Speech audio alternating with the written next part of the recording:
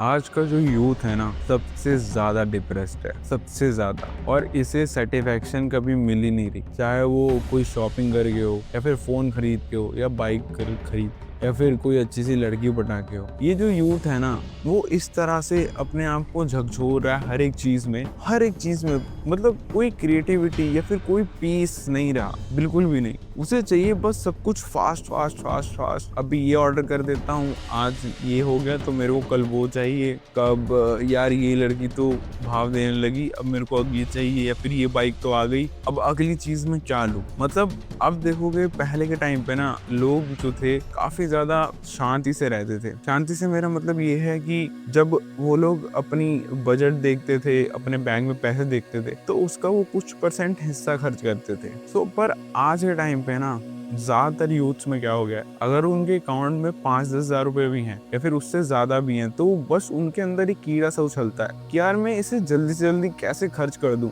बस उसे कैसे भी करके निपटा दूं। मतलब वो 5,000 को 10,000 होते देख नहीं सकते। और किसी के पास ये सेम चीज किसी को 50,000 पे फॉलो हो जाएगी, किसी को 5,000 भी फॉलो हो जाएगी। सो आप मेरी बातों का मतलब बिल्कुल सही तरीके से समझना। आज के टाइम पे कंपैरिजन करने का शौक इतना ज्यादा है कि एक इंसान के पास अगर नॉर्मल सी बाइक है जो कि बहुत ही नॉर्मल रेट पे है, लाख रुपए, 1.5 लाख रुपए या 2 लाख रुपए, लोग उससे कंपेयर करने लग जाते हैं खुद को। मतलब खुद की लाइफ में वो लोग ये सोचने लग जाते हैं कि अगर ये 2 लाख रुपए की बाइक मेरे पास नहीं है तो इसका मतलब मैं फेलियर हूँ। उन्हें एक लाइफ का एक बड़ा एस्पेक्ट पता ही नहीं होता कि होती क्या है लाइफ। उन्हें यही नहीं पता कि यार ये सारी चीजें नॉर्मल है, नॉर्मल सी एक व्हीकल है वो, और उसके लिए मैं इतना ज्यादा क्रेजी क्यों हो रहा हूँ। एक फोन के लिए, एक व्हीकल के लिए, या फिर एक लड़की देख ली, किसी गर्लफ्रेंड इतनी सुंदर है या फिर कुछ भी ऐसा है, उसके लिए इतने क्रेजी हो जाते हैं लोग। यार अगले इंसान के पास तो है बट मेरे पास नहीं है। तो यूथ में ना काफी ज्यादा ऐसा है कि लोग एकदम